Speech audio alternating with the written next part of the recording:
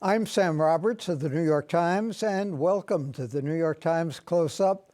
This week, insightful analysis from a leading voice in city political coverage, former New York Times editorial board member Eleanor Randolph.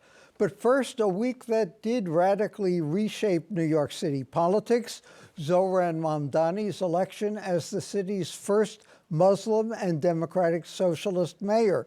It intensified conversations around representation, progressive coalitions, and the city's future direction. To help unpack the significance of his election, I'm joined by Meher Ahmad, an opinion editor and writer at the New York Times. Meher, you wrote a piece in the guest opinion column saying that you thought this was going to invite more anti-Muslim reaction, more bigotry in the city. When I read that, I was sort of struck by a different opinion. Felt that less than 25 years after 9/11, isn't it somewhat amazing that New Yorkers have elected our first Muslim mayor? How come we had sort of different reactions to that? I think both are true. It is incredible. It's an incredible feat. And I think that's part of the reason there's so much optimism and excitement in the Muslim community. But I think what I wrote about in the piece and what many Muslims are seeing is that any progress in terms of Muslims being in the public eye also is followed by an extreme wave of vitriol. So even as it's incredible that he's voted as mayor of New York City, less than 2 decades after an event that really fundamentally changed what it means to be Muslim in America, it means that we're going to see a huge uptick in Islamophobic rhetoric against him, and we're already seeing that. So it's sort of the cost of progress in a sense, and I think he's spoken to that. And in fact, when I spoke to him for the piece that I wrote, it was something that he calculated into the cost of running for mayor. He also said he learned a lesson from his father that being a minority doesn't necessarily have certain advantages, but it does change his perspective, and it has since he was a child. Yeah, it's interesting. He sort of speaks about his status as a double minority. He's a minority in Africa, where he grew up. He's a minority in New York City. And for him, his father, he said, kind of instilled a value that having that perspective helps you see a vantage point that perhaps if you're a part of the majority that you wouldn't be able to see. And I think that's true of his political campaign and his policies as well, that he definitely tries to take in more of the combined majority, which is the group of minorities all over New York City. You and your family from Pakistan, you were 11 at the time of 9/11. How did it affect you? It really, really changed how we carried ourselves in the world. I think I was a child, so I saw myself as just any other child, maybe an immigrant also, but afterwards it really made it clear that I was Muslim. I grew up in Indiana, and there were not a lot of Muslims in the community that I grew up in. So being made fun of on the playground, having kind of comments made against you, that was the norm. For me, it went a step further because I began being stopped at the airport at around the same age. You as a child? As a child. And that continued to follow me well into adulthood and really solidified the idea that we were different and also that we need to be careful. So my parents definitely instilled this idea that we need to assume that the other person may not think the best of us and kind of overcome that in the way that we interact with them. You wrote that Mamdani is the poster child for the double standard that Muslims in America are held today. What did you mean by that? For me, and for many Muslims, we see that disparaging our religion and attacking us on the basis of our beliefs is more acceptable than it would be for other races and other religions. And that's sort of given a wide kind of acceptance of speech. We saw, for instance, a partner at Sequoia Capital, a major venture capital firm in the United States, tweet terrible things about not just Mamdani, but Muslims on the whole. They can't be trusted, that they're inherently violent people. He was not even reprimanded by his company, and this is one of the major players in Silicon Valley. That type of thing we see often, that there's no repercussion for speech that if it were about a different religious minority, one would hope that there would be. And so that's sort of the double standard that we see. And the line of attack that someone would be inherently violent, which is something that we saw Mamdani face time and time again on his campaign trail, that Muslims would be inherently anti-Semitic. those are attacks that Muslims face frequently, and there's not a lot of consequence for the people who voice those things. You pointed out that he is often asked to condemn various things, particularly involving the Middle East, anti-Semitism, Israel. It reminded me of Jesse Jackson, David Dinkins, having to constantly condemn Louis Farrakhan, the Nation of Islam. But they didn't say things themselves that were that controversial. They were asked to condemn someone else. Mamdani has said things that are controversial. The meaning of them may be something different. Isn't there a difference there between then and now? There is a difference between that. I think Mamdani has taken a vocal and principled stance in his support of Palestinian human rights, and the way in which simply voicing that in the U.S. can lead to debate. So words like intifada can be categorized as one thing by certain groups and one thing by other groups. I think his refusal to condemn a specific phrase is different than advocating for it, which I think he tried to specify over the course of his campaign. But in effect, what these "do you condemn" statements do is associate him with a set of opinions that sometimes might be his, but often are not, and puts a person like him on the back foot, where if you're reading the headlines and you're reading the paper, you're seeing his name next to the word jihad, intifada, Hamas repeatedly. It sort of associates him with these ideas, even if they're not ones that he advocates for. You've talked to him, you've interviewed him, you've met him. I don't want you to be defensive about this question, but maybe you can answer it. He is pro-Palestinian, which is a big difference from being pro-Hamas. He is not in favor of a Jewish state, although he says he's in favor of an Israeli state. What's wrong with the Jewish state when we have states that are officially Christian, officially Islamic? Why can't there be some state that's officially Jewish? I mean, I don't want to speak to his logic behind it because I didn't ask him in depth in this question. What I've heard him voice and what I've heard other people who advocate for Palestinian rights is that the nature of the Israeli state being one that prioritizes Jewish identity leads to policies such as apartheid and ethnic cleansing, and makes it more difficult for people who are not of that religion, who live in this area and have lived in this area for hundreds of years, to be able to participate fully in their lives. And we see that kind of trickle down through Israeli policy.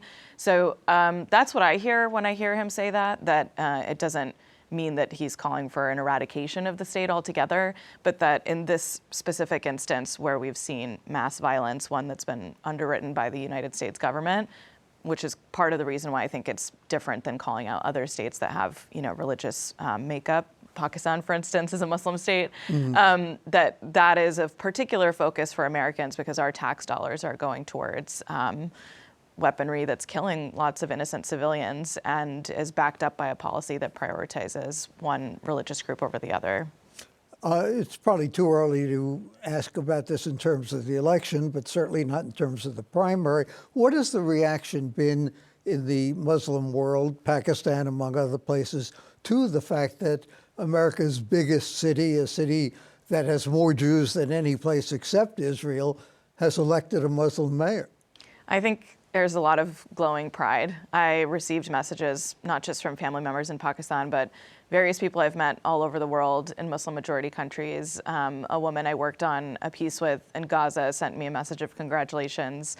So I think for a lot of Muslims, it was improbable. It's felt as if this could never happen. And I think now that it has, it's really a moment of pride for how far the community could come in this country, in this city in particular.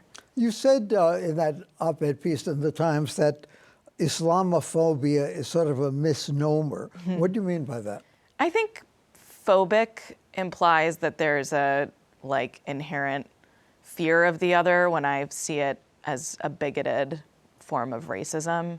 And many people can say that they're afraid of Muslims, but one thing that I see in common about Islamophobic attacks is just a baseline hatred.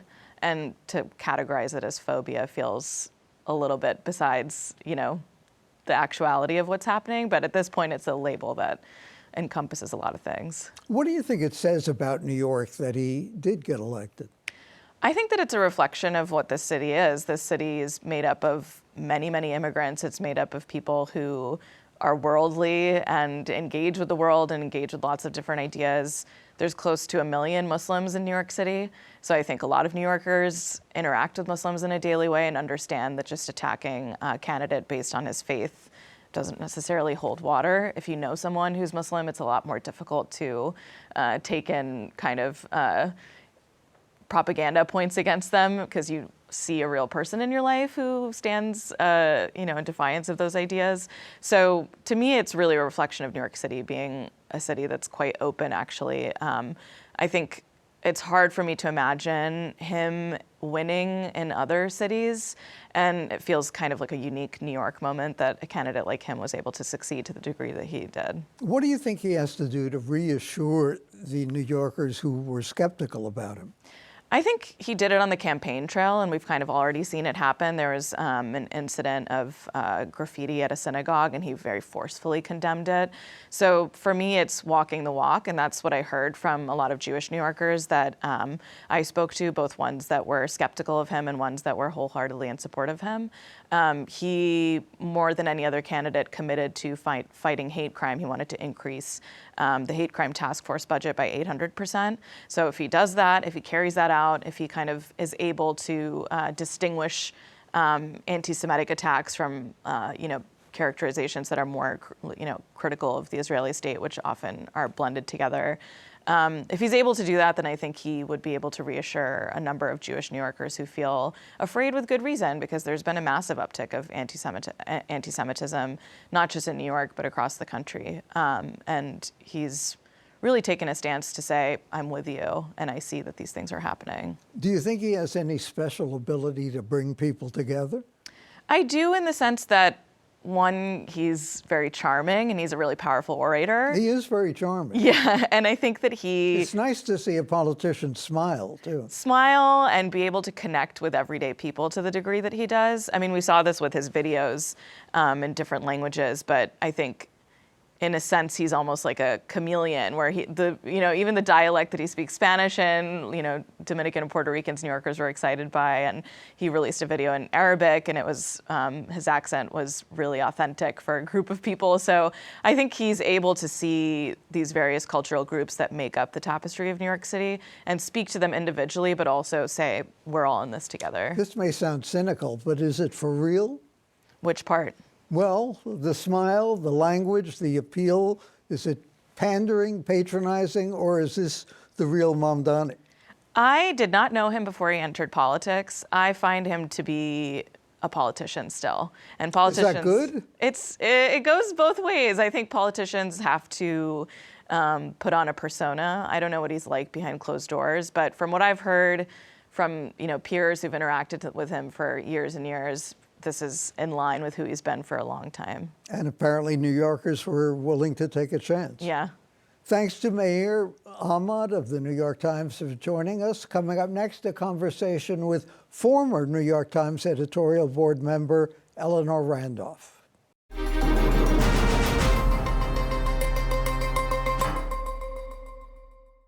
Eleanor Randolph is a veteran journalist. That doesn't mean old, it means experienced. She's a New York Times contributor, former editorial board member.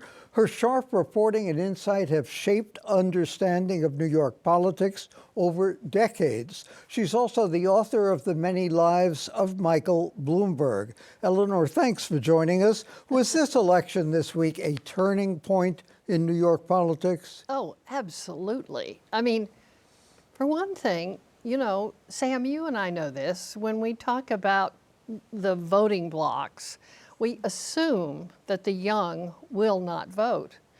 They came out in droves. They were so excited. This was a young people's election. It was just amazing to me. Why did they come out? Well, first of all, I think that Mamdani spoke to them. If you look at the other two candidates, they're both old, frankly. But also, they really worked this city in a way that that we haven't seen in a long time. They meaning the Mamdani people. I mean, they knocked on thousands and thousands of doors, many of them twice or three times. They really focused on young people. They did talk about the economy and the difficulty paying for groceries and things like that, but they really engaged with young people, and it worked. They used social media very effectively, Very. but they also used old-time politics, knocking on doors, Right. talking about economic issues, affordability. What does that say about the new politics? Well, it does say, to me, it says two things. One, you have to do the hard work. You have to actually go out and talk to people. And more important than that, you have to listen to people. They, he was a good listener too. His people listened. They heard what people wanted and felt like they needed. And that, to me, that is one of the things that has been lost in the whole Democratic Party politics for a while. How radical a moment is this in New York politics ideologically? It's very radical. I mean, so he calls himself a democratic socialist. Which is what? And I mean, look, I was a journalist who covered the Soviet Union for a while. I know what real communism is. He's not a communist. And democratic socialism really means, I think, in his terms, it's more like Sweden and Norway, and you really just make sure that the people who are needy get support, and you shift that support to the needy for the city. And that's great, because what we've seen is Trump, who really has his oligarchy, and you really have felt that he just left all these people behind. Can Mamdani deliver on his promises, given the federal government not being charitable to New York, and given the budget problems the city faces, and given Albany having its own problems? I don't know. I mean, it's the thing about him is he's a great politician. Can he run this city? That's what we all ask ourselves.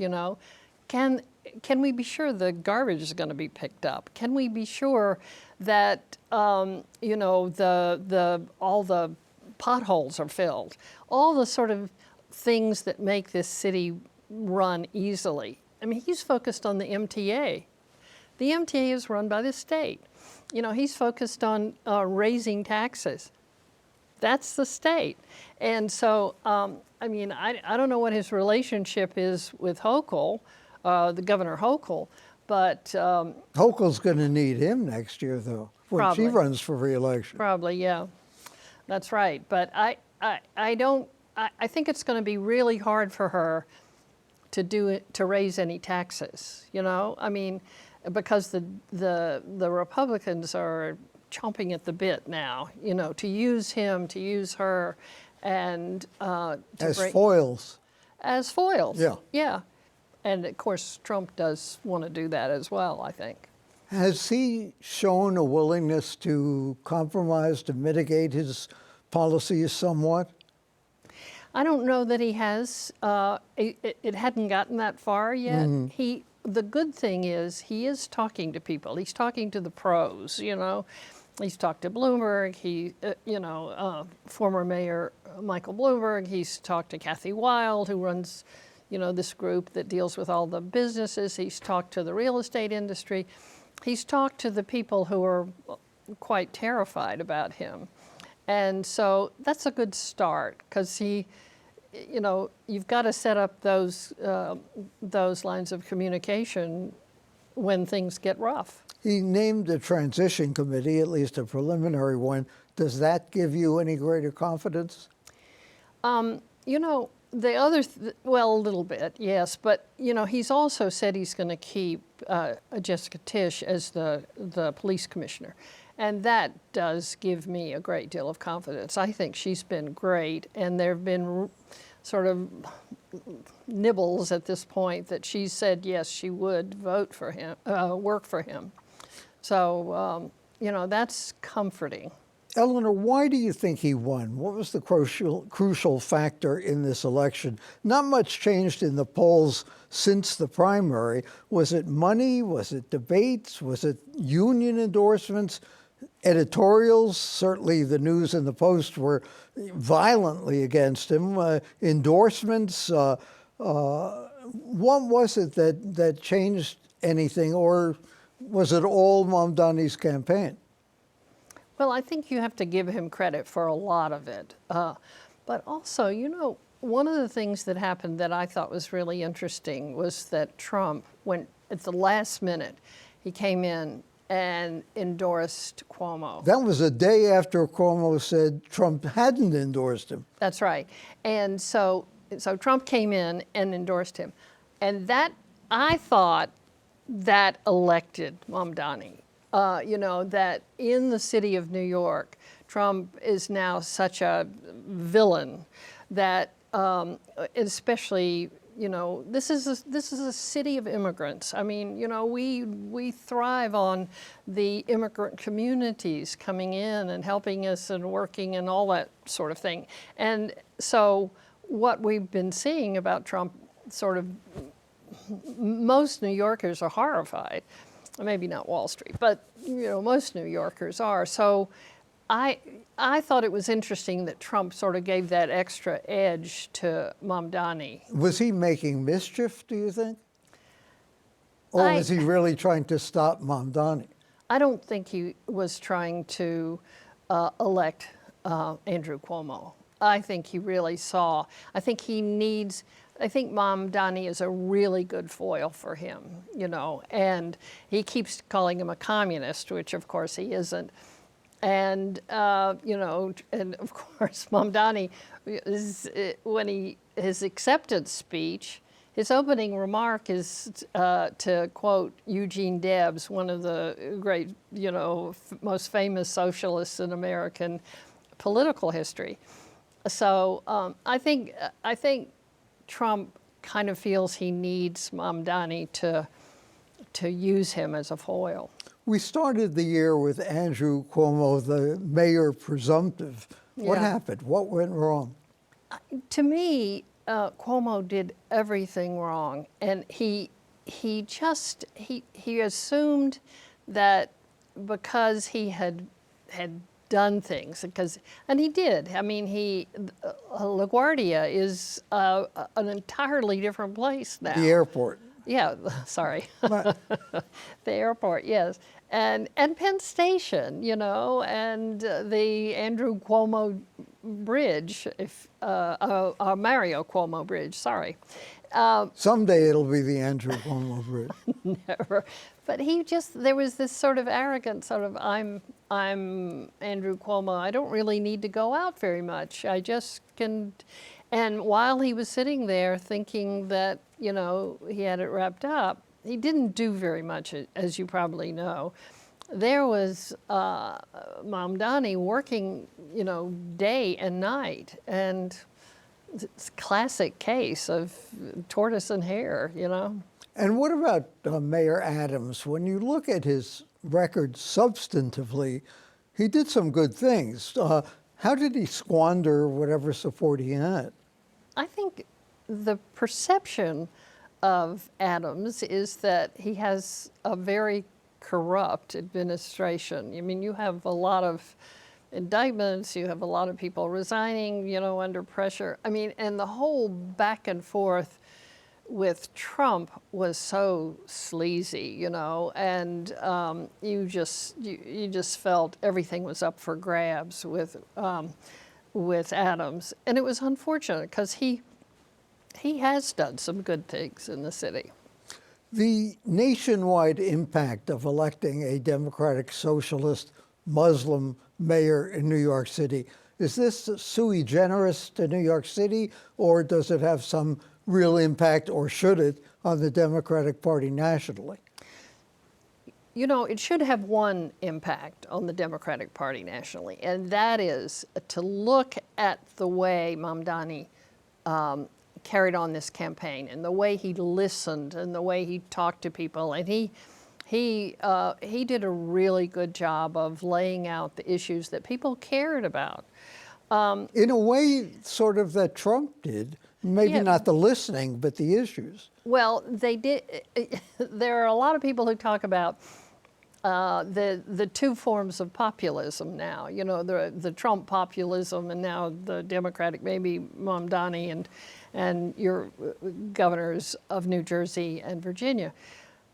So that's, you know, okay, that's all right. The other thing that really is important, I think, is that the Democrats are going to have to just, I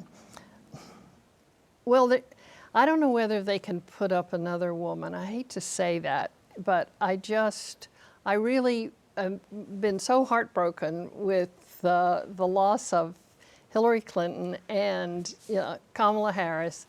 Maybe it's time to wait and put up a woman next time around. We're Not this time, but the next time, you mean? Yeah, just let it all settle down a little bit. Where does all of this leave Chuck Schumer, who did not endorse Mamdani? That is so interesting. I mean, he hasn't explained why he didn't do this. Presumably because of his position on Israel, but we don't know for sure. Well, it could be that. It could also be that he's looking at these Senate races next year, and he's got some conservative Democrats, like Georgia, you know, where some races that are very, very difficult, and he doesn't want to be labeled a socialist like Mamdani. So, thanks to Eleanor Randolph of the New York Times editorial board. And that's it for this edition of Close Up. For the New York Times and CUNY TV, I'm Sam Roberts. And don't forget to download the CUNY TV app. You can catch our weekly program anytime, anywhere.